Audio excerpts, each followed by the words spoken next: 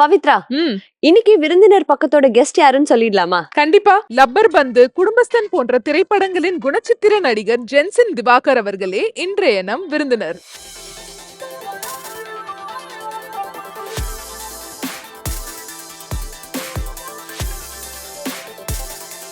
வணக்கம். வணக்கம் வணக்கம். எப்படி இருக்கீங்க? நல்லா இருக்கு. சூப்பர். ஃபர்ஸ்ட்லி வந்து big congratulations. Back to back hit கொடுத்திருக்கீங்க ஆஸ் an ஆக்டரா.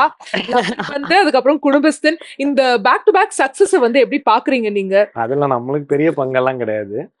அது ரொம்ப திறமையா கையாளப்பட்ட 2 படங்கள்லாம் நானும் இருந்தது என்னோட ஐ எம் சோ ஃபார்ச்சுனேட், அவ்வளவுதான்.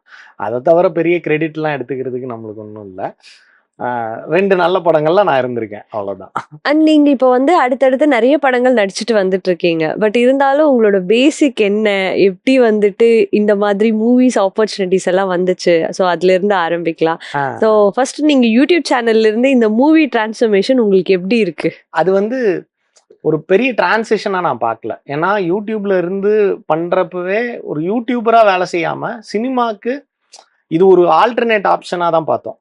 சினிமாக்கு வர்றதுக்கு இது ஒரு வழி அப்படிங்கிறது நாங்க ஆரம்பிச்ச காலத்துல அப்படிதான் பார்க்கப்பட்டுச்சு. ஷார்ட் ஃபில்ம் ஏரா முடிஞ்ச உடனே யூடியூப்க்கான பாசிபிலிட்டிஸ் நிறைய இருக்கு அப்படின்னு.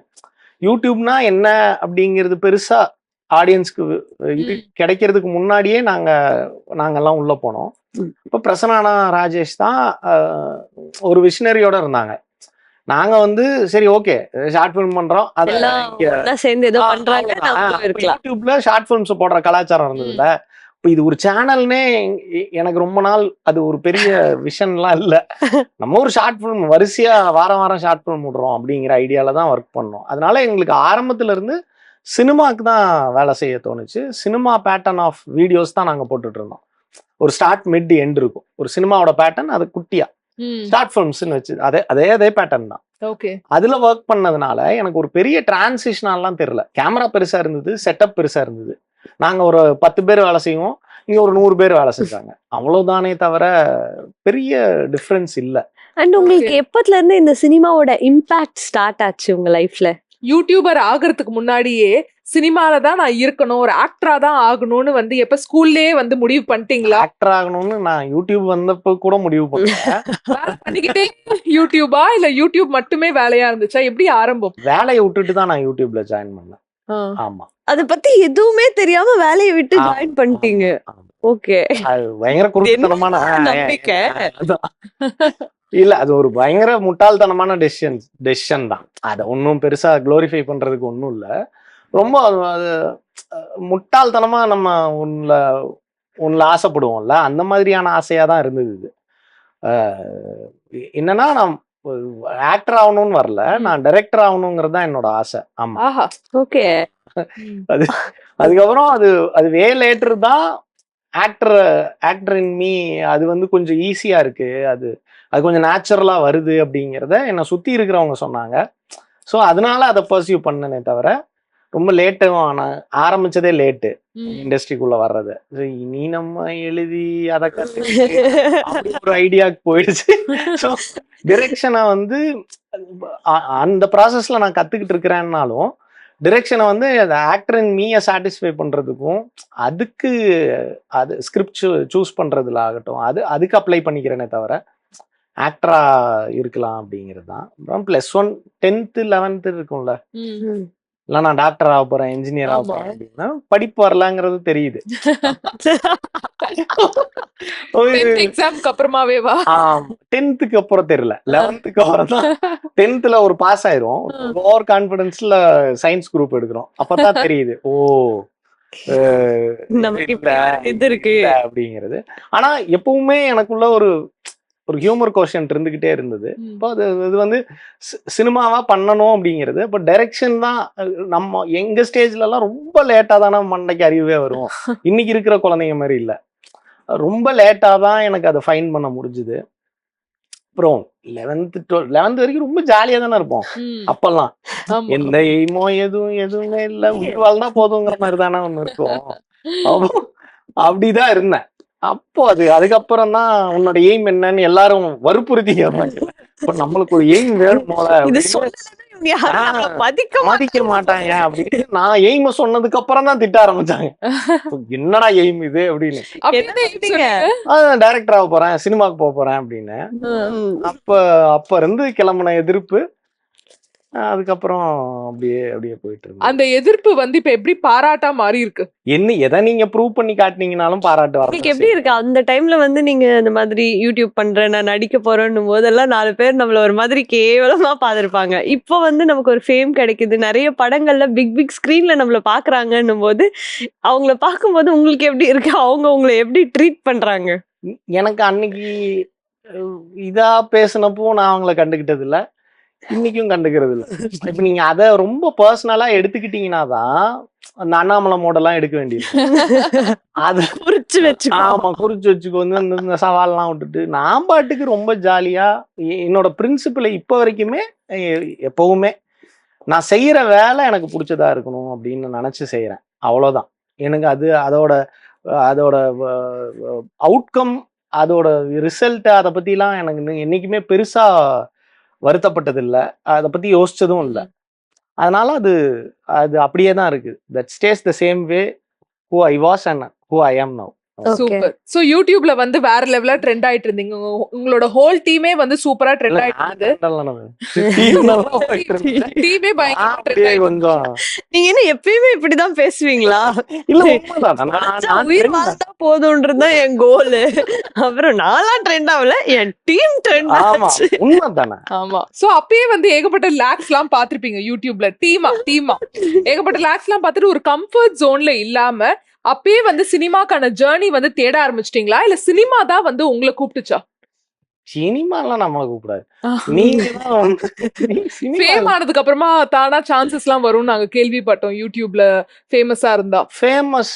நான் வந்து ஃபேமஸ் கோஷியன்ட்டால வரலைங்க. நான் வந்து எனக்கு வந்து ஃபேமஸ் ஆகல. நான் லிட்டரலி டு பி ஆனஸ்ட் நான் வந்து ஃபேமஸ் ஆகல. என்னோட ஜேர்னி வந்து கொஞ்சம் மேல கீழ தான். ஆமா மேல கொஞ்சம் தான், கீழே நல்லா ஓகே கிராஃப். அதனால எனக்கு வந்து கொஞ்சம் இதாதான் இருந்தது. எனக்கு வந்து என்ன நான் கொஞ்சம் வேற மாதிரி இருந்திருக்கேன்னு ஃபீல் பண்ணியிருக்காங்க சினிமால. ஏன்னா என்னோட ஒர்க் வந்து பொதுமக்கள் கிட்ட போய் சேர்றதுக்கு லேட் ஆயிடுச்சு. ஆனா சினிமால இருக்கிறவங்க கிட்ட ரொம்ப சீக்கிரமா போய் சேர்ந்துச்சு. ஃபார் எக்ஸாம்பிள் அயலி, முத்து வந்து என்னோட ஒர்க் பார்த்துட்டு தான் அவரு எனக்கு ஃப்ரெண்டே ஆனாரு. ஹலிதா அவங்க தான் ஃபர்ஸ்ட். அப்போ முத்து வந்து சினிமால பிரபலம் ஆகல. ஹலிதா தான் ஃபர்ஸ்ட் ஒரு பெரிய டைரக்டர் சினிமாக்குள்ள இருந்து ஒருத்தங்க என் ஒர்க்கை ஷேர் பண்ணது வந்து ஹலிதா தான். நம்ம அந்த நோட்டீஸ் ஆரம்பிச்சு ரொம்ப பிரில்லியண்டா இருக்கு இந்த ஒர்க்ஸ் எல்லாம் அப்படின்னு. இப்போ அதெல்லாம் தான் நம்பிக்கையை கொடுத்துச்சு. அதனால எனக்கு ஃபேமஸ் ஆகியெல்லாம் நான் வரல, என்னோட ஒர்க் தான் போய் சேர்ந்துருக்குன்னு நினைக்கிறேன். சோ லப்பர் பந்துல பார்த்தோம், குடும்பஸ்தன்ல பார்த்தோம், இன்னும் அயலிலையும் பார்த்தோம், இன்னும் எவ்வளவு படங்கள்ல பார்க்க போறோம்னு தெரியல. ஏன் இந்த குடிகார ரோலாவே வந்து உங்களுக்கு வந்துட்டு இருக்கு? அதுக்கான ஃபேஸ் கட் இருக்குன்னு வந்து நம்ம டைரக்டர்ஸ் நினைக்கிறாங்கன்னு நீங்க நினைக்கிறீங்களா, இல்ல என்ன காரணம்னு நீங்க நினைக்கிறீங்க? இல்ல ஃபேஸ் கட் இருக்கலாம் மேபி, ஆனா இவன் குடிகாரன்னு மூஞ்சி பார்த்த உடனே தெரியாதுல்ல, அது கொஞ்சம் ஒர்க் பண்ணும். அதுக்கேத்த ஆக்டிங் எல்லாம் பண்ணணும். அது கூட இல்ல. இப்போ ஒரு கமர்ஷியலா ஒரு விஷயம் ஒர்க் ஆகுது அப்படின்னு தெரிஞ்சாதான் இங்க அதை அப்ளை பண்ணுவாங்கல்ல. சினிமா ஒரு மீடியம்ல ஒர்க் ஆனதை அப்படியே கொண்டு வந்து இங்க பண்ணுவாங்க. அப்படிதான் எனக்கும் நடந்தது. அப்படிதான் அது தொடர்ந்து நடந்துகிட்டு இருக்குது. ஆனா என்னன்னா குடியாரனாதான் இவனை வைக்கணும்னு யாரும் வந்து பண்ணல. அப்படி நடக்கவே இல்லை. எல்லாமே வேற டைம் ஜோன்ல நடந்தது. குரங்குப்படல் வாஸ் வே பிஃபோர் அயலி. ஆமா ஓகே. ஆனா ரிலீஸ் ஆனது வேற ஒரு டைம் ஜோன்ல வந்தது. லப்பர் பந்து வந்து அயலி பார்த்ததுக்கு அப்புறம் லப்பர் பந்து வருது எனக்கு. அப்புறம் இப்ப நீங்க குடிகாரன்னு நீங்க எடுத்துக்கிட்டீங்கன்னா, நீங்க குரங்குப்படல்ல வர்ற கணேசன், அயலியில வர்ற சேகர் வந்து குடிகாரன் கிடையாது. அவன் ஒரு ஃப்ராடு. Also drinks. அவ்வளவுதான். அப்பப்ப குடிப்பாரு அந்த மாதிரி. ஆமா, சோஷியல் ட்ரிங்கர். சோஷியல் ட்ரிங்கர்னு நீங்க டெம்ப்ளேட்டா குடிகாரன் இவன் அப்படின்னீங்கன்னா கணேசனும் இப்ப நான் குடும்பஸ்தன்ல பண்ண அமீரும் தான். 2 பேரும் தான் ட்ரங்கர்ஸ். இது லப்பர் பந்துல வர்ற கொலஞ்சி வந்து பெயிண்டர். Also drinks.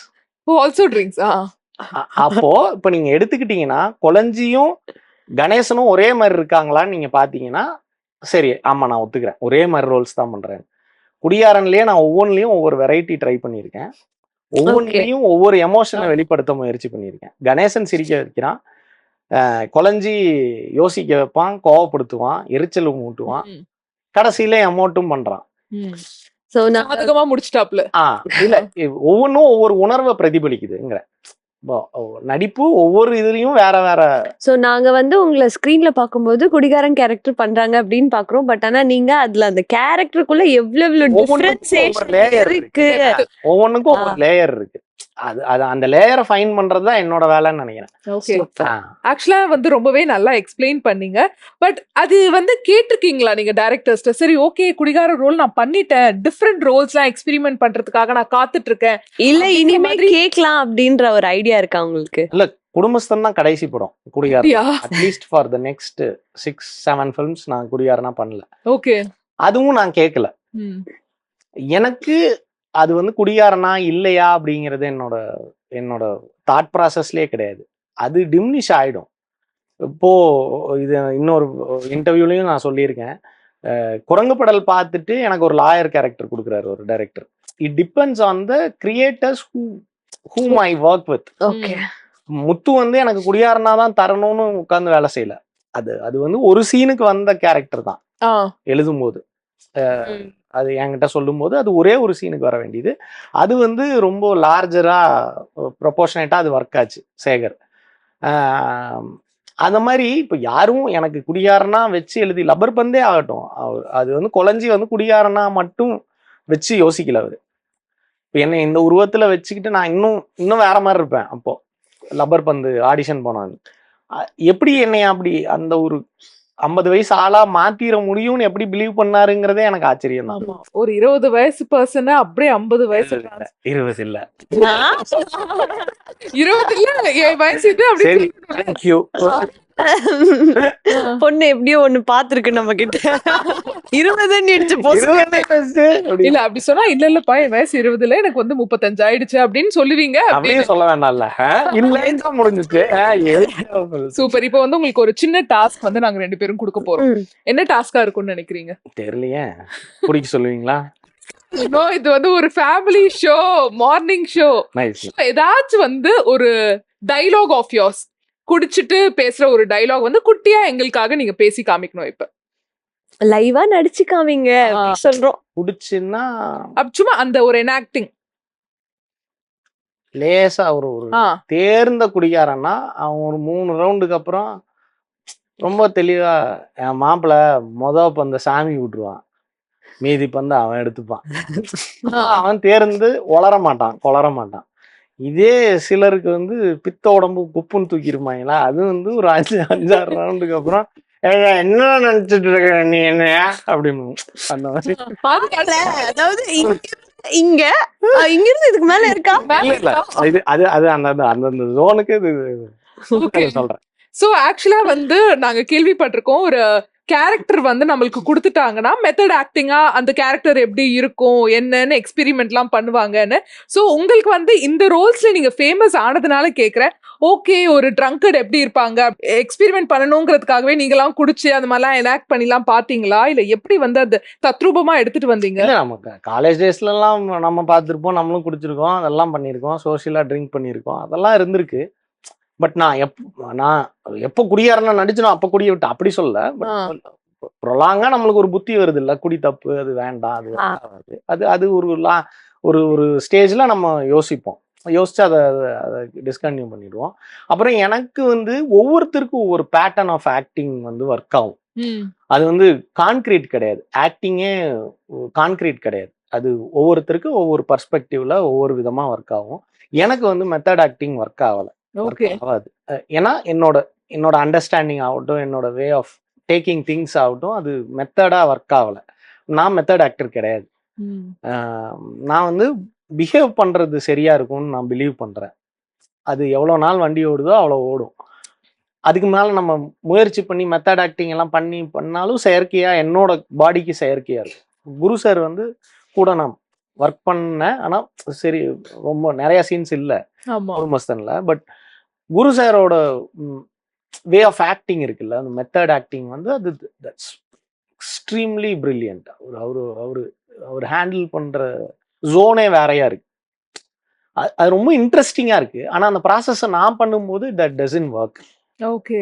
சிலர் ரைட் ஹேண்டர், சிலர் லெஃப்ட் ஹேண்டர்ங்கிற மாதிரி எதையும் நீங்க நியாயப்படுத்த முடியாதுல்ல. அந்த மாதிரி தான் எனக்கு தோணுது. So I am not a method actor. அதனால நான் குடிச்சு பார்த்து எப்படி இருக்கு அதெல்லாம் ஒர்க் ஆகாது. ஓகே. அது ரெஃபரன்ஸ்க்குலாம் நிறைய பாப்பீங்களா ஒரு கேரக்டருக்காக? நீங்க பிஹேவ் நீங்க வாழ்க்கையே அப்படிதானேங்க. நீங்க டெய்லி நீங்க பாக்குறீங்க, உங்களை பாக்குறேன். இப்போ நான் வந்து அதை என்ன ஏதாவது ஒரு இடத்துல எனக்கு உங்களை மாதிரி ஒன்று ப்ரிட்டன் பண்ணணும், நீ ஆங்கரா நான் பண்றேன்னா உங்களோட ஏதாவது பிட்ஸ் அண்ட் பீசஸ் என் மண்டைக்குள்ள போயிருக்கும்ல.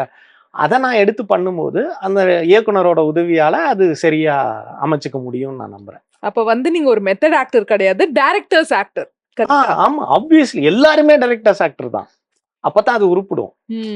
அது நான் அப்படி பிலீவ் பண்றேன். Okay, super. ஆக்சுவலா வந்து அயலி சீரீஸ்க்கு அப்புறமா தான் நிறைய பேருக்கு வந்து நீங்க இன்னும் ஃபெமிலியர் ஆனீங்க. அந்த யூடியூப் பிளாட்ஃபார்ம் இல்லாம மத்த ஜெனரல் ஆடியன்ஸ்க்கு நிறைய பேருக்கு உங்களுக்கு தெரிய வந்துச்சு. அந்த அயலி சான்ஸ் வந்து ஃபர்ஸ்ட் எப்படி கிடைச்சது? இல்ல, அயலி சான்ஸ் எல்லாம் கிடையாது. அயலி வந்து முத்துக்குமார் என்னோட நண்பர். நாங்க நிறைய கதைகள் பேசுவோம். என்னோட வீடியோ பார்த்துட்டு கூப்பிடுவாப்புல, நாங்க மீட் பண்ணுவோம். நாங்க ரொம்ப வருஷமா வி வேர் இன் டச். ஒரு நாள் ஒரு நைட்டு வந்து தலை நான் வந்து கதை சொல்ல போறேன், கூப்பிட்டுருக்காங்க. நான் ஒரு கேரக்டர் எழுதியிருக்கேன். எனக்கு அந்த கதை எனக்கு லைனா தெரியும், அயலி என்ன அப்படிங்கிறது. அப்போ அதுல இப்படி ஒரு கேரக்டரே இல்லை. அப்பதான் அவர் சொன்னார், ஒரு ஐடியா வந்திருக்கு, ரொம்ப ஒரே மாதிரி போகுது, எனக்கு ஒரு ஒரு உள்ள வந்தா நல்லா இருக்கும் அப்படின்னு ஒரு சீன். அனுஷ்கா மாதிரி ஒரு போலீஸ் அப்படின்னு தான் ஆரம்பிச்சாரு. ஒருத்தன் சேகர்னு ஒருத்தன், அவங்க வந்து குடிச்சிட்டு இருக்கிறான். அந்த குடிக்கிற சீன் இருக்கு இல்லைங்களா, குடிக்கிற சீன் இருக்கு, தாராக்கு தெரியும். குடிக்கிற சீனும் அந்த போலீஸ் அடிச்சு இழுத்துட்டு போற சீனும் ஒன்னா இருந்தது. ஒரு 6 நிமிஷ சீன், ஒரே சீன். அது இல்லாம இன்னொரு கேரக்டர் இருந்தது. இப்படி 2 கேரக்டர் எனக்கு ஆஃபர் பண்ணாரு. இது ஒரு சீன், அது சீரீஸ் ஃபுல்லா வருது. அப்போ படமா இருந்தது, சீரீஸ் கிடையாது. படமா, அது படம் ஃபுல்லா வருது. இது ஒரு சீன் வருது, எது பண்றீங்கன்னா எனக்கு சேகர் வந்து பயங்கர இன்ட்ரெஸ்டிங்கா பட்டுச்சு. அப்படிங்கிற மாதிரி இருந்தது. பயங்கர பயங்கர இன்ட்ரெஸ்டிங்கான ஒரு கம்போசிஷனா இருந்தது அவர் சொல்லும் போதே. அப்படி அதை நான் பண்றேன் அப்படின்னு அப்புறம் அவர் நரேட் பண்ணா அந்த கேரக்டர் ரொம்ப இன்ட்ரெஸ்டிங்கா அந்த ஓடிடி பிளாட்ஃபார்ம்லயும் அது ரொம்ப இன்ட்ரெஸ்டிங்கா அவங்களுக்கு பட்டுச்சு. அப்போ அது தட்ஸ் ஹவ் இட் வொர்க்ட். அதுக்கப்புறமாவே ஏகப்பட்ட ஃபோன் கால்ஸ், மெசேஜஸ், அடுத்தடுத்த சான்சஸ்லாம் வந்துச்சா, இல்ல ஒரு சின்ன பிரேக் இருந்துச்சா அயலி படத்துக்கு அப்புறம்? ஆமா, அயலிக்கு அப்புறம் ஒரு நம்பிக்கை தான் வந்தது எனக்கு. அயலி வந்து என்ன வந்து திரும்ப பயங்கர ஸ்ட்ராங்கா சினிமா இண்டஸ்ட்ரிக்குள்ள என்னை கொண்டு போய் சேர்த்துச்சுன்னு நினைக்கிறேன். அயலி பார்த்துட்டு தான் லப்பர் பந்து கூப்பிட்டாரு. அயலி லப்பர் பந்துக்கு நான் வந்து எனக்கு வந்து லிங்கா வந்து எனக்கு நிறைய அனுப்புவாரு. அயலியில ஒரு பயங்கர வெல்விஷர். அவர் வந்து எனக்கு நிறைய அனுப்புவார். அவரு வந்து யூ ஆர் சோ டேலண்டட்னு அடிக்கடி சொல்லுவார். யூ டிசர்வ் மோர்னு அடிக்கடி. அவர் என்னை சுற்றி இருக்கிறவங்க தான் என்னை விட என் மேலே நம்பிக்கை வச்சாங்க. அதில் லிங்காவும் ஒருத்தர். அனுப்பிச்சிட்டே இருப்பார். அப்படி ஒன்று தான் எனக்கு லப்பர் பந்தோட இது. அப்போ லப்பர் பந்துன்னெலாம் வைக்கல. அதுக்கு வந்து நான் அப்ளை பண்ணுறேன், கோயம்புத்தூரில் இருக்கிறேன் அப்படின்னோடனே வேணாம் அப்படின்ட்டாங்க. அதுக்கப்புறம் அயலி வந்தோடனே டைரக்டர் மூலமாகவே கால் பண்ணி என்னை வர வச்சு இமிடியேட்டா அது செலக்ட் பண்ணாங்க. ஓகே. ஆக்சுவலா கோயம்புத்தூர்னா ஏன் வேண்டாங்கறாங்க, எங்களுக்கு புரியலையே. அது ஆக்சுவலா நம்ம ஆடிஷன்ல நீங்க அப்ளை பண்ணும்போது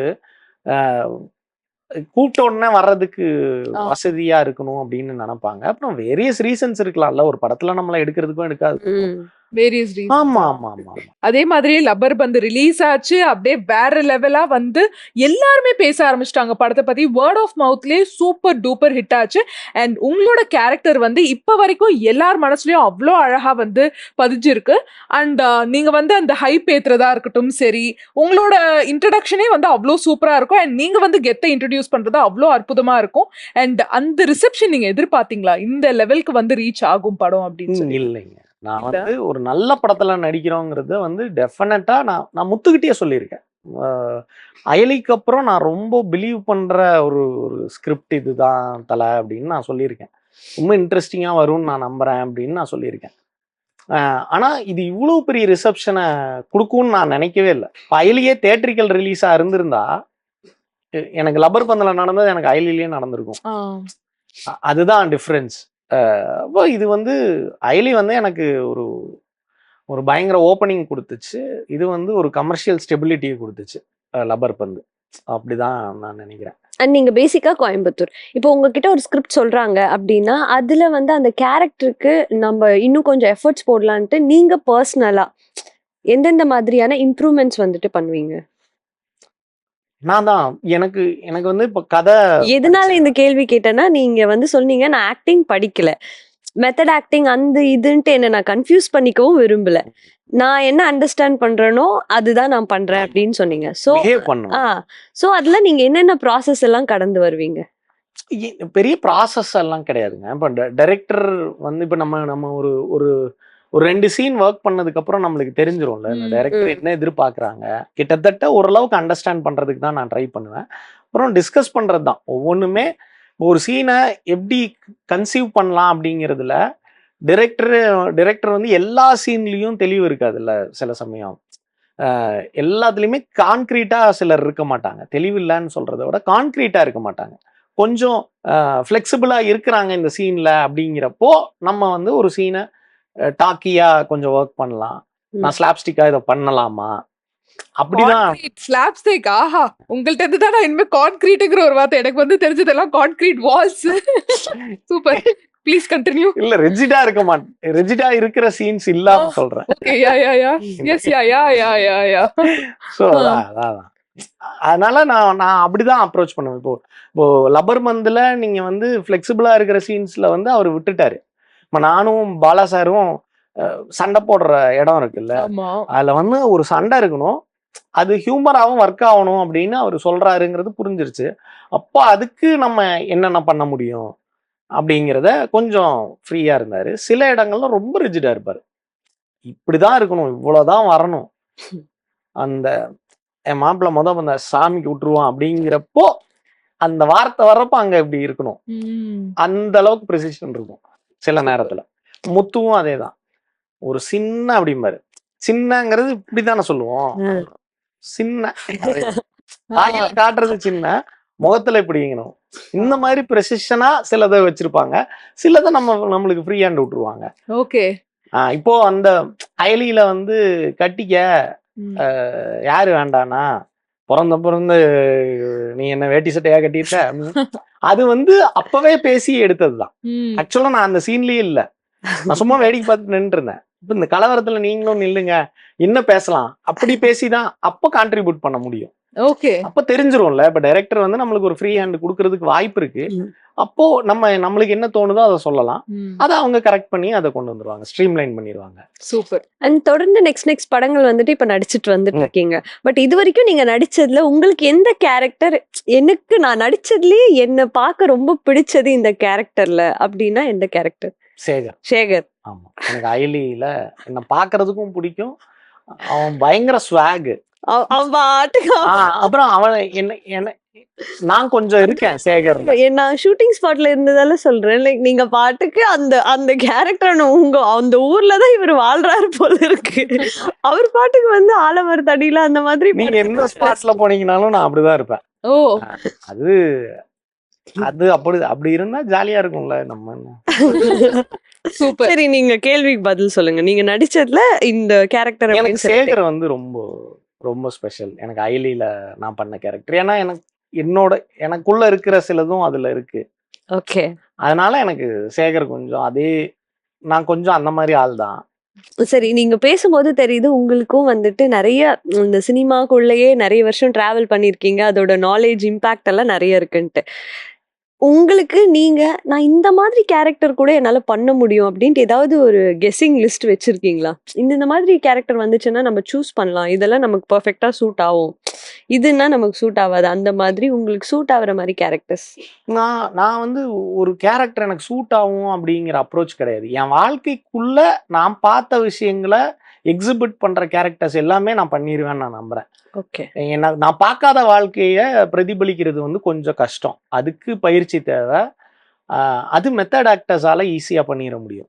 அவங்க பார்க்காத வாழ்க்கையை கூட அவங்க எடுத்து பண்ணிடுவாங்க. எனக்கு வந்து அது கொஞ்சம் கஷ்டம். ஃபார் எக்ஸாம்பிள், ஒரு பணக்கார வாழ்க்கையை என்னால் வாழ முடியுமா சரியா அப்படின்னா எனக்கு தெரியாது. அதெல்லாம் கொஞ்சம் கஷ்டம். அதுக்கெல்லாம் பயிற்சி தேவைன்னு நினைக்கிறேன். இனிமே எலீட் வாழ்க்கை தானே, ஃபுல் அண்ட் ஃபுல் க்ரோர்ஸ் நோக்கி தானே போயிட்டு இருக்கு பயணம். பணம் வந்து உங்களை எலைட் ஆக்காது இல்லைங்களா? நான் சும்மா வந்து உங்களை எப்படியாச்சும் வந்து கோத்து விடணும்னு பாக்குறேன். நீங்க எல்லாத்துக்குமே அப்படியே வந்து நாலேஜபிளாவே பதில் சொல்லிட்டு இருக்கீங்க. அதுதான் growth. சரி அதை ஏத்துக்கிட்டாலுமே நீங்க கேட்டுட்டீங்க அவரோட இது crore அதை நோக்கி தானே போயிட்டு இருக்கோம் அப்படிங்கிற மாதிரி. தெரியலைங்க. இன்கம் டாக்ஸ் எல்லாம் வராம இருக்கணும் ஃபியூச்சர்ல அப்படி. ஆனா உங்களுக்கு crore வேணுமா இல்ல நிறைய கேரக்டர்ஸ் அப்படியே நான் பாட்டுக்கு ஜாலியா நடிச்சிட்டு போயிட்டே ஃப்ரீயா கூட நடிச்சிருவேன் பாடுவாரு. ஃப்ரீயாலாம் நான் நடிக்கவே மாட்டேன். இது என்னைக்குமே நான் வந்து யூடியூப்ல இருந்தப்போ ஃப்ரீயா நடிக்கிறது வந்து அது ஒர்க் ஆகாது. அது வந்து நீங்க இத்தனை வருஷம் போட்ட எஃபர்ட்டுக்கு திரும்ப நீங்க ஃப்ரீயா போனீங்கன்னா கஷ்டம். அப்புறம் அது வந்து டேக் இட் ஃபார் கிராண்டடாவும் எடுத்துக்கப்படும் நீங்க ஃப்ரீயா பண்ணும்போது. இலவசமா பண்ண மாட்டேன். ஓகே, சினிமா நடிகர் அதெல்லாம் தாண்டி உங்களுக்கு வேற ஏதாவது ஒரு இன்ட்ரெஸ்ட் இருக்கா? வேற ஃபீல்ட்ஸ்ல வேற எந்த வர்க்கும் எதுவுமே வராது. எதுவுமே வராது. நான் இதை ஃபைன் பண்ணதே எனக்கு பயங்கர ஆச்சரியம் தான். இது வருது அப்படிங்கிறதே வந்து ஆமா இத கண்டுபிடிக்கிறதுக்கு நான் எவ்வளவு கஷ்டப்பட்டேன். ஸ்கெப்டிக்கலா தான் இருந்தேன். எனக்கு லப்பர் பந்து தான் அதை தீர்மானமா கிட்டத்தட்ட அயலி கூட தீர்மானமா நிறைய பேர் சொல்றாங்க. அயலி கூட எனக்கு வந்து சோசியல் மீடியாக்குள்ளேயே சர்க்குலேட் ஆயிட்டு இருந்தது. அப்பவும் எனக்கு டவுட் தான். ஸ்கெப்டிக்கலா தான் இருந்தேன் நான். எனக்கு லப்பர் பந்து தான் வந்து எல்லாரும் சொல்றாங்க அப்படிங்கிறதுப்பதான் ஓகே இது வருதாட்டிருக்கு அப்படிங்க. ஸோ எனக்கு எனக்கு இது வருங்கிறது இவ்வளவு பேர்த்துக்கு தெரிஞ்சதுக்கு அப்புறம் தான் எனக்கே தெரிஞ்சிருக்கு. இது புதுசா இன்னொன்னுலாம் ஃபைன் பண்ண முடியாது, அது கஷ்டம். சூப்பர். சுடுற வெயில்ல அந்த பங்குனி மாச வெயில்னு வாங்கல, அந்த மாதிரி சுடுற வெயில்ல வந்து ஸ்விம்மிங் போட்ட மாதிரி நீங்க ஃபுல்லாவே வந்து கிரவுண்ட்லயே தான் வந்து பெர்ஃபார்ம் பண்ணிட்டு இருந்தீங்களாமே? ஆமா, மறைமலை நகர் தாண்டி உள்ள ஒரு இடத்துல ஷூட் பண்ணோம். அது எப்படி அந்த இடத்த கண்டுபிடிச்சாருன்னு தெரியல. ஒதுங்கிறதுக்கு நிழல் இல்லைன்னு சும்மா சொல்லுவாங்கல்ல, லிட்ரலி அப்படிதான் இருந்தது. ஒரு ஸ்டேஜ் மட்டும் இருக்கும். அந்த ஸ்டேஜை தவிர வேற எங்கேயுமே இல்லை. கேரவன் ரொம்ப தள்ளி தான் இருக்கும். ஒரு ஒரு வண்டி ஏதாவது எடுத்துட்டு போய் அங்க இருக்கிற மாதிரி இருக்கும். இப்போ எங்களோட பிரேக்கு கூட இன்னொன்னு நாங்க அங்க அவைலபிளா இருந்துகிட்டே இருக்கணும். எப்போ கூப்பிடுவாங்கன்னு தெரியாது. அதனால அப்போ கொடையோ எதுவுமே இருக்காது எனக்கெல்லாம். ரொம்ப அந்த ஸ்டேஜுக்கு அடியில போய் போய் படுத்துக்குவோம். போய் இப்படி திறந்தா ஒரு 100 பேர் கீழே படுத்து கிடப்பாங்க ஜூனியர் ஆக்டர்ஸ். அவங்கள விரட்டுறதுதான் ஏடிஸோட வேலையா இருக்கும். ஏன்னா அவங்களாலையும் தாங்க முடியல. கேப் கிடைக்கிறப்பெல்லாம் ஒரு 4-5 பேர் ரவுண்டு போட்டு ஒரு 5-6 பேர் உள்ள போயிருவாங்க. அப்போ அவங்களுக்கு ஸ்பாட்டுக்கு கணக்கு தானே. 100 பேர் வந்திருக்கிறாங்கன்னா அங்க 95 பேர் தான் இருப்பாங்க எப்பவுமே. ஒரு 5 பேர் முடியவே முடியாது அவங்களால. அப்படி இருந்தது அந்த அந்த அந்த ஸ்பாட்டு. இங்கெல்லாம் வெடிச்சிருச்சு, இந்த இடமே டோட்டலா வெடிச்சு. ஆமா, பயங்கர க்ளூ போடுவாங்க. எனக்கு அந்த ஒயிட் போடுறதுக்கு க்ளூ ஒயிட் போட்டு அது மேல க்ளூ போடுவாங்க. அந்த க்ளூ உருக ஆரம்பிச்சுது. எல்லாம் மீசையில அந்த லெவலுக்கு ஹீட் உருகி செம்பட்டையெல்லாம் ஆயிருச்சு முடி எல்லாமே. சூப்பர். அதே மாதிரி உங்களோட டைரக்டர், லப்பர் பந்து டைரக்டர் வந்து கொஞ்சம் ஸ்ட்ரிக்டா இருப்பாராமே, எக்ஸ்பிரஷன்ஸே கொடுக்க மாட்டாராமே ஒரு சீன் முடிச்சதுக்கு அப்புறமா. எப்படி அவர்கிட்ட இருந்து டக்குன்னு ஓகே வாங்குவீங்க? டக்குன்னுலாம் ஓகே வாங்க முடியாது. எல்லாமே நான் மினிமலா ஓகே பண்ணதே 6 டேக் 7 டேக் தான். நான் வந்து கடைசியில ஒரு ஒரு ஒரு வைன் ஷாப்ல நின்று தினேஷ் சாருக்கு ஃபோன் பண்ணி பேசுவேன். நீ அவுட் ஆயிட்டு வந்தா போதும்னு நினைக்க வச்சிட்டாங்க மாப்பிள்ள அப்படின்னு ஒரு டைலாக். 36 டேக்கு. அந்த டேக்கோட படத்துக்கும் பூசணிக்காய் உடைச்சாங்க, எனக்கும் பூசணிக்காய் உடைச்சாங்க. அவ்வளவு ப்ரிசிஷன் இருக்கும் அவர்கிட்ட. ரொம்ப சிரமம் தான் அவர்கிட்ட ஒர்க் பண்றது, ரொம்ப சிரமம். ஆனா அவுட் பார்க்கும்போது ஆஹா அப்படிங்கிற மாதிரி இருந்தது. அண்ட் அதே மாதிரி கல்வன் படத்துலயும் ஒரு சுவாரஸ்யமான விஷயம் நடந்துச்சாமே, அது என்ன விஷயம்? இல்ல ஒரு விஷயம் இல்ல, அது அந்த ஜேர்னியே ரொம்ப இன்ட்ரெஸ்டிங்கா இருந்தது. முதல்ல போட்டு உருட்டி எடுத்துட்டாங்கன்னா, இப்ப கருவாடை காய வச்சு என்ன, அதுக்கப்புறம் அந்த கருவாடை வெட்டுறதே கஷ்டம்ல, அந்த மாதிரி ஒரு ஏரியாவுக்கு போயிட்டோம்.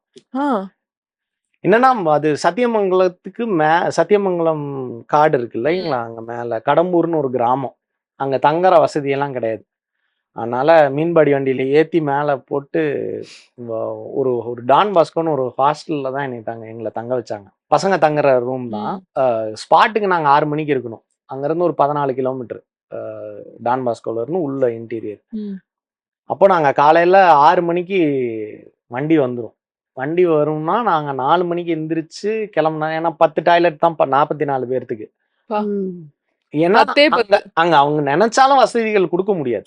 இது அந்த குரூவால எங்களை கொடுமைப்படுத்தினாங்க அப்படியெல்லாம் கிடையாது. அது வேற வழியே இல்லை. அந்த டைரக்டரே அங்கதான் தங்கிட்டு இருந்தாரு. ஓ ஆமா, மிலிட்ரி ட்ரைனிங் ஃபர்ஸ்டே வந்து நான் இவ்வளவு கஷ்டப்பட்டு நொந்து நூடுல்ஸ் ஆகி வேலை பாக்குறேன், நீ என்ன crore-ல சம்பாதிச்சியான்னு கேக்குறேன். அதை நோக்கி போறோம் அப்படி.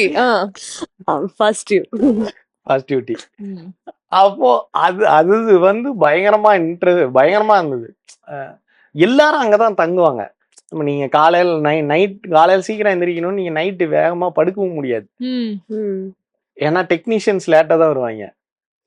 அவங்க வந்து ஒரு 10 மணிக்கு வந்து எல்லாத்தையும் எழுப்பி விட்டுருவாங்க. தட்டா புட்டான்னு பேசிக்கிட்டு கச்சா மச்சான் சண்டையெல்லாம் வந்துடும். இன்னும் 54 பேர்னா நீங்க அன்லைக் மைண்ட்ஸ் யோசிச்சு பாருங்க, செம்மையா இருந்தது.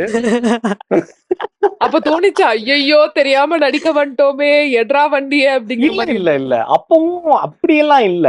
எனக்கு வந்து கூட பிரசன்னா இருந்தாரு, நக்லைட்ஸ் ஃபவுண்டர். அதனால எல்லாத்தையுமே நாங்க வந்து ஜாலியா தான் ஹேண்டில் பண்ணோம். ரொம்ப அவர் இல்லன்னா ஒருவேளை மேபி யோசிச்சிருப்போம். நல்லா இருந்தது. ரொம்ப பர்சனலா என்னைக்காவது யோசிச்சிருக்கீங்களா இந்த மாதிரி, லைக் நமக்கு ஷூட்டிங் ஸ்பாட்ல வெயிட் பண்ணணும், வெயில்ல இருக்கணும், இந்த மாதிரி இடம் பிரச்சனை நிறைய பேர் இருப்பாங்க. ஏன்னா நம்ம ஒரு ஸ்டெப் பை ஸ்டெப்பா தான் ஒரு ஆக்டரா வந்து ஃபார்ம் ஆயிட்டு இருக்கோம். என்னைக்காவது யோசிச்சுட்டு இருக்கீங்களா, இவ்வளவு எல்லாம் கஷ்டப்படுறதுக்கு நான் ஊருக்கே போயிடுவேன் அந்த மாதிரி? பேஷன். ஆமா, படியேற யோசிச்சா முருகனை பார்க்க முடியாதுங்கிற மாதிரி. நல்லா இருக்கா? நல்லா இருக்கா? ஓன் டைலாகா இல்ல வந்து உண்மைதானே? நீங்க நடக்கிறதுக்கு கஷ்டப்பட்டீங்கன்னா ஒரு இடத்த ரீச் பண்ணவே முடியாதுல்ல. நீங்க அங்கேயே தான் மைல்கல் பக்கத்துலயே தான் படுத்து தூங்க வேண்டியிருக்கும். அதுக்கு பெட்டர் போயிட வேண்டியதுதான். அப்புறம் நீங்க பாதி ஃபார் எக்ஸாம்பிள் அதே எடுத்துக்கலாம். பாதி மலை ஏறிட்டீங்க, இறங்குறதுக்கும் அதே எஃபர்ட் தான், ஏறுறதுக்கும் அதே எஃபர்ட் தான். அதுக்கு ஏறிடலாமேன்றதுதான். ஓகே, வழி இல்ல, ரொம்ப தூரம் வந்துட்டோம், திருப்பி ரிட்டர்ன் போக கூடாது அப்படின்னு. ஆமா. நிறைய விஷயங்கள் வந்துட்டு ரொம்ப ஜாலியா ரொம்ப ஸ்போர்ட்டிவா வந்துட்டு எங்க கூட ஷேர் பண்ணிக்கிட்டீங்க. அண்ட் இதுலயே இன்டர்வியூலயே நீங்க உங்களோட கனவையும் சொல்லிட்டீங்க, தட் எனக்கு ஒரு டைரக்ஷன் பண்ற ஒரு ஒரு ஒரு வச்சிருக்கேன், டார்கெட் வச்சிருக்கேன் அப்படின்ட்டு. அதுக்கு ஏதாவது முயற்சிகள் அந்த மாதிரி பண்ணிருக்கீங்களா இப்ப வரைக்கும்? நான் ரொம்ப பிளான்டான பர்சன் கிடையாது. நான் அடுத்த 5 வருஷத்துல நான் இதாயி அப்படின்லாம் கிடையாது. நான் எனக்கு ஒரு ஒரு ஓவரால் ப்ராசஸ பிலீவ் பண்றேன். அந்த ப்ராசஸ் நம்மள எங்க கொண்டு போகுதோ அதுக்கு தயாரான ஆளா நான் இருக்கணும்னு நினைக்கிறேன். நான் அவ்வளவுதான். இப்போ நம்ம இதுக்கு சினிமா வாய்ப்பு எப்போ வரும்னு தெரியாதுல்ல. வரும்போது நான் தயாரா இருந்ததுனால ஐலி கிளிக் ஆச்சு.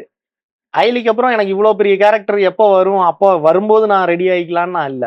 நான் ஐலி எப்பவே நான் ரெடியா இருந்தேன். அதனால எனக்கு லப்பர் பந்து வந்தது. I could do that right. அப்போ அந்த நேரத்துல அந்தந்த இது விஷயங்கள் நடக்கலாம், நடக்காமலும் போலாம். நடக்கும்போது நம்ம தயாரா இருக்கணும், அவ்வளவுதான். அதே மாதிரி குடும்பஸ்தன் படத்துல ஒரு கம்ஃபர்ட் ஜோன் ஃபீல் உங்களுக்கு எப்பவுமே இருந்துச்சாமே? அப்படியே பக்கத்துலயே அந்த எப்படி வந்து வீடு விட்டா ஸ்கூலு விட்டா வீடு, அந்த மாதிரிதான் உங்களுக்கு ஒரு கம்ஃபர்ட் ஜோன்லயே இருந்தீங்களா? எப்படி நீங்க இவ்வளவு நேரம் சொன்ன படங்கள்ல எல்லாம் அங்க போன கஷ்டப்பட்ட இங்க அப்படியெல்லாம் வந்துட்டு இருந்துச்சு. இப்போ எங்க ஊர்ல தான் ஷூட்டிங், எங்க வீட்டு பக்கத்துல தான் ஷூட்டிங் ஸ்பாட். சோ அந்த மொமெண்ட்டை நீங்க எப்படி என்ஜாய் பண்ணீங்க? ரொம்ப ஜாலியா இருக்கும். ஒரு 30 நாள் ஷூட் பண்ணோம் விட்டு எங்களோட போர்ஷன்ஸ். காம்பினேஷனா பிரசன்னா கூடயும் அனிருத்னு என்னோட கோ ஆக்டர் கூடயும் நான் இருந்தது. So alive. நீங்க ஒரு ஷூட்டிங் ஸ்பாட்டு, இது வந்து நான் எத்தனை வருஷம் கழிச்சு கூட நான் செரிஷ் பண்ற ஒரு படமா இருக்கும். அந்த படம் எனக்கு என்ன பண்ணுது அதெல்லாம் தாண்டி இப்படி ஒன்று நம்மளுக்கு இனி அடுத்தது எத்தனை வருஷம் கழிச்சு நடக்குதுன்னு தெரியாது. அதனால என்ஜாய் பண்ணிட வேண்டியதான் அப்படிங்கிற மோட்ல தான் இருந்தேன். அப்புறம் ஒரு 7-8 வருஷத்துக்கு முன்னாடி நக்லைட்ஸ் ஆரம்பிச்சப்போ பிரசன்னா நான் சொன்னது, நம்ம சினிமா வந்து இங்க கொண்டு வரணும் கோயம்புத்தூருக்கு அப்படின்னு இது பண்ணாரு. நம்ம போய் சென்னையில வாய்ப்பு தேடுற இடத்துல நம்ம இருக்கக்கூடாது, வாய்ப்பு நம்மளை தேடி வரணும். அதுக்கு இங்க வேலை செஞ்சேன்னா நீ வந்து உன்னை நீ ஷோகேஸ் பண்ற மாதிரி தான், நீங்க ஆடிஷன் கொடுக்குற மாதிரி தான். ஒவ்வொரு வீடியோவும் எனக்கு ஒரு ஆடிஷன் வீடியோ தான். அதை வந்து நம்ம ஷோகேஸ் பண்றோம். அதை பார்த்து டைரக்டர்ஸ் நம்மளை கூப்பிட்டுருக்காங்க. அது இன்ன வரைக்கும் அது நடந்தது. ஆனா சொல்றதோட இல்லாம அதை செயல் வடிவமா ஆக்கியும் காட்டினது வந்து ரொம்ப ரொம்ப செரிஷபிள் மூமெண்ட்டாகவும் இருந்தது.